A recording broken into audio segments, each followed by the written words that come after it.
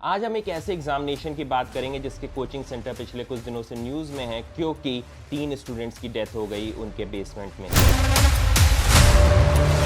जिस एग्ज़ाम की मैं बात कर रहा हूँ वो है यूपीएससी। ये वर्ल्ड का सबसे प्रेस्टिजियस एग्जामिनेशन है जिसको हर साल 13 लाख स्टूडेंट्स देते हैं और सीट केवल 1000 होती है। ये स्टूडेंट्स एग्ज़ाम इसलिए देते हैं क्योंकि इन्हें पता है कि अगर ये इसको क्रैक कर लेंगे तो उनकी लाइफ पूरी तरह से बदल जाएगी। प्रेस्टिजियस ब्यूरोक्रेटिक पोजीशंस जो होती हैं आईएएस, आईपीएस, आईएफएस, आईआरएस, वो सारी इस एग्ज़ाम के थ्रू फिल होती है। और यूपीएससी की अगर हम तैयारी की बात करें तो ये तैयारी बहुत ही टफ जर्नी होती है। दिन रात लोगों को पढ़ना पड़ता है, इतने ढेर सारे सब्जेक्ट्स हैं उनको आपको याद करना पड़ता है, समझना पड़ता है, अपने आंसर को प्रिसाइज लिखना पड़ता है जिससे आपके प्रीलिम्स, मेंस और इंटरव्यू में अच्छे मार्क्स आएँ और फाइनली आपको वो पोजीशन मिले जिसके लिए आप एम कर रहे हैं। याद रखने के लिए लोगों को बार बार रिवाइज करनी पड़ती हैं चीज़ें और कई बार ऐसा होता है कि लोग 1 या 2 मार्क्स से मिस कर जाते हैं जिसका मलाल उन्हें जीवन भर रहता है।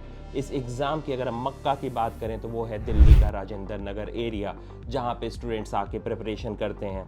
यहाँ पे आप जब भी चले जाएंगे आपको दिखेगा कि या तो लोग बात करें इकोनॉमी, पॉलिटी, डिफरेंट सब्जेक्ट्स की, या तो लोग बात करें डिफरेंट आईएएस, आईपीएस ऑफिसर्स की। ये एक ऐसा एरिया है जहाँ पे आपको 1 किलोमीटर की रेंज में कुछ 10 से 20 हज़ार एस्पिरेंट मिल जाएंगे जो बैठ के अपने इस एग्ज़ाम की प्रिपरेशन कर रहे हैं। बहुत ही डेंसली पॉपुलेटेड एरिया है। पढ़ाई के साथ साथ इस एग्ज़ाम की तैयारी के लिए फिजिकल और मेंटल हेल्थ भी बहुत ज़्यादा इंपॉर्टेंट है। एक्सरसाइज, मेडिटेशन, हॉबीज़ कुछ ऐसी चीज़ें हैं कि अगर आप एस्पिरेंट हैं यूपीएससी के लिए तो आप इनको करके थोड़ा अपना बर्नआउट रोक सकते हैं क्योंकि प्रेशर इतना ज़्यादा इंटेंस होता है। पैसों की अगर बात करें तो इस एग्ज़ाम में सिग्निफिकेंट टाइम और मनी का इन्वेस्टमेंट होता है। कोचिंग की फ़ीस हो गई, आपकी किताबों के खर्चे हो गए, रहने का खर्चा, ये बहुत बड़ा होता है। कोई अगर लोअर मिडिल क्लास से उसके लिए बहुत डिफ़िकल्ट है ये सारे खर्चे का पूरी तरह से स्पेंड कर पाना या इतने सारे खर्चों को एक बार में सह पाना। कंपटीशन इतना टफ रहता है कि एंग्जाइटी स्टूडेंट्स के बीच क्रिएट होती रहती है। अगर आपने एस्पिरेंट सीरीज़ देखी होगी तो आपको समझ में आया होगा कि वहाँ पे जिस तरह का दिखाया गया था माहौल, ठीक उसी तरह का माहौल राजेंद्र नगर के अंदर रहता है। लेकिन लोगों के अंदर जो अपने सपने को पाने की चाह होती है कि अगर कल को हम आईएएस, आईपीएस बन गए तो हम समाज सुधार सकते हैं या अपनी फैमिली को अपलिफ्ट कर सकते हैं, इसलिए लोग इस पर्टिकुलर एग्जाम के पीछे लगे रहते हैं और अपना बेस्ट देते रहते हैं। यूपीएससी अगर हम कोचिंग की बात करें, इस कोचिंग का बिजनेस बहुत बड़ा है। इस कोचिंग में दिल्ली के जो 2 की एरियाज है, राजेंद्र नगर और मुखर्जी नगर, वो इसके हब बन चुके हैं क्योंकि कहाँ पे कई आप देखोगे पूरी इंडस्ट्री शुरू से स्क्रैच से यहाँ पे सेटअप की गई थी। तो यहाँ पे कोचिंग सेंटर्स भी हैं, यहाँ पे आपको पब्लिकेशन हाउसेस भी मिलेंगे, यहाँ पे आपको किताब बेचने वाले मिलेंगे, मॉक टेस्ट देने वाले मिलेंगे, यहाँ पे आपको मेस और कैंटीन मिलेगी। और ये पूरे दोनों एरिया काफ़ी बड़े लेवल पे अब स्केल अप कर चुके हैं। लाखों स्टूडेंट यहाँ पे आते हैं जो रहते हैं, अपनी तैयारी करते हैं। और अगर हम खर्चे की बात करें तो वो 50,000 से लेकर 2.5 लाख तक जा सकता है अगर आप यूपीएससी की तैयारी कर रहे हो इन एरिया में रह के। लेकिन इसके अलावा जो एक चीज़ सबसे इंपॉर्टेंट है कि इतना पैसा खर्च करने के बाद लिविंग कंडीशंस काफ़ी पुअर हैं। पतली सकरी गलियाँ हैं जहाँ पे स्टूडेंट रहते हैं, एक एक कमरे में 3-3, 4-4 स्टूडेंट रहते हैं। खाना कभी कभी इन्हें सब स्टैंडर्ड मिलता है। अगर आपको अच्छी जगह रहना है, अच्छा खाना चाहिए तो उसका खर्चा बहुत ज़्यादा है जो कि एक नॉर्मल स्टूडेंट शायद ही उठा पाए। अगर हम बात करें टीचर्स की तो टीचर्स भी कई जो यूपीएससी की कोचिंग में पढ़ाते हैं वो आज की डेट में खुद ही कल्ट फैक्टर बन चुके हैं। इन टीचर्स के पीछे भी कई बार स्टूडेंट्स जाकर पर्टिकुलर कोचिंग में एडमिशन लेते हैं क्योंकि वहाँ पे वो टीचर पढ़ा रहे होते हैं। टीचर्स की अपनी ब्रांडिंग हो चुकी है। तो यूपीएससी ना सिर्फ एक ब्यूरोक्रेट देता है बट यूपीएससी ऐसे टीचर्स भी इस समय दे रहा है जो खुद की पर्सनल ब्रांड बन चुके हैं। अगर हम बात करें, बहुत सारे कोचिंग वाले ज़्यादा फीस लेते हैं। अगर आपने 12वीं पास देखी हो तो 12वीं पास में दिखाया था कि एक कमज़ोर घर का लड़का ये इस एग्ज़ाम को क्रैक कर लेता है। पर जैसे मैंने पहले बताया, इस एग्ज़ाम को क्रैक करना फाइनेंशियली अपने आप पे काफ़ी स्ट्रेस लेने वाला है क्योंकि बहुत ज़्यादा खर्चे लगते हैं। तो it becomes very difficult if you are coming from a lower income background to crack this examination, especially if you are seeking help of coaching institute. Rajendra Nagar में यूपीएससी स्टूडेंट्स का जैसे मैंने बताया रहना सहना काफ़ी ज़्यादा डिफिकल्ट होता है।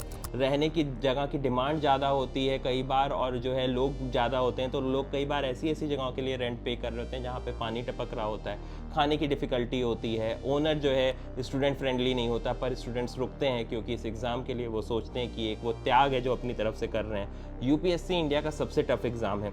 इसमें पास होने वाले लोग बहुत कम हैं, लाखों लोग फॉर्म भरते हैं पर लास्ट तक जाते जाते हार्डली 1000 लोग ही बचते हैं जिनको नौकरियां मिलती हैं।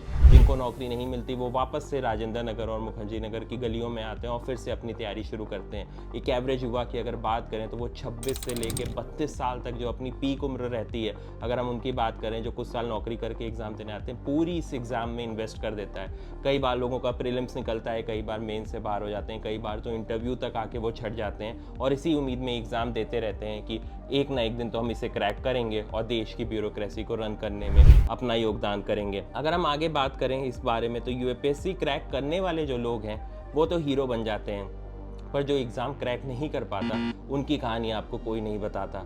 कई बार लोग अपने जीवन के 4 साल, 5 साल, 6 साल निकाल देते हैं इस एग्ज़ाम के लिए और वो उनकी लाइफ के सबसे प्रोडक्टिव ईयर्स होते हैं। उसके बाद उनके पास कुछ करने को रह नहीं जाता और वो काफ़ी निराशाजनक स्टेट में आ जाते हैं, जिसके चलते कई तो डिप्रेशन में चले जाते हैं और कई सब स्टैंडर्ड नौकरी करके जो उनका पोटेंशियल होता है उसको ना रियलाइज़ करते हुए उसमें कंटिन्यू कर जाते हैं। फाइनली बात करें जिससे मैंने कहानी की शुरुआत की थी, जो रीसेंट एक्सीडेंट हुआ है राजेंद्र नगर में जिसमें 3 स्टूडेंट्स की डेथ हुई है, तो सबसे बड़ा टेक अवे ये है कि कोचिंग इतना ज़्यादा कमर्शियलाइज हो चुकी हैं कि वो स्टूडेंट सेफ्टी को अब साइड में रखने लगी हैं। बेसमेंट में दिल्ली में कोचिंग चलाना अलाउड नहीं था, फिर भी खुले में कोचिंग चल रही थी। अगर आप एक स्टूडेंट हो जो आज की डेट में प्रिपरेशन की तैयारी करना चाहते हो और आप चाहते हो कि आप इस एग्ज़ाम पे अपना शॉट लो, तो मेक श्योर करो कि आप अपनी मेंटल और फिजिकल हेल्थ दोनों पे ध्यान दो। आप ऐसी जगह चूज़ करो रहने के लिए जो भले ही कोचिंग से थोड़ी दूर हो पर वहाँ पे हाइजीन हो, वहाँ खाने की अवेलेबिलिटी हो। अगर आप कोचिंग चूज़ कर रहे हो तो आप ऐसी कोचिंग चूज़ करो जो स्टूडेंट फ्रेंडली हो, एट द सेम टाइम वहाँ पे सारी सेफ्टी नॉर्म्स को ध्यान में रखा जाए। ये एग्ज़ाम ना सिर्फ आपका एग्ज़ाम है बल्कि आपके फैमिली, फ्रेंड्स, सारे लोग आपके साथ इन्वॉल्व रहते हैं। So make sure that if you are starting your preparation for UPSC, you are not only giving your best but you also are getting the best environment to prepare for this particular examination. Channel को subscribe करें for more such content और इस video को share करें किसी के साथ अगर वो अपने एग्जामिनेशन की प्रिपरेशन स्टार्ट कर रहे हैं।